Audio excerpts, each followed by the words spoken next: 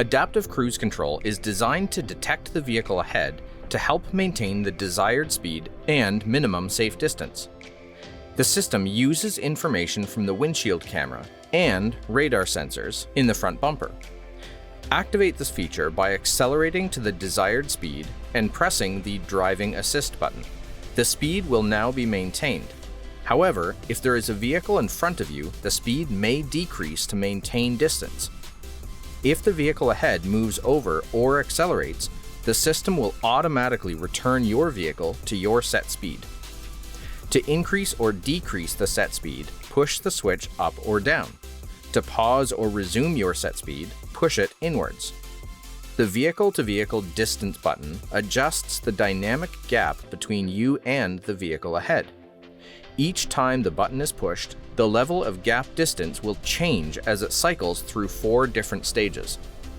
You can see your current gap level displayed on the instrument cluster. If your vehicle detects the vehicle ahead is coming to a stop, your vehicle will also stop. If the vehicle ahead starts moving again within a few seconds, your vehicle will also resume driving. However, if a longer time has passed and you do not resume driving, a "Use switch or pedal to accelerate" message will appear in the instrument cluster.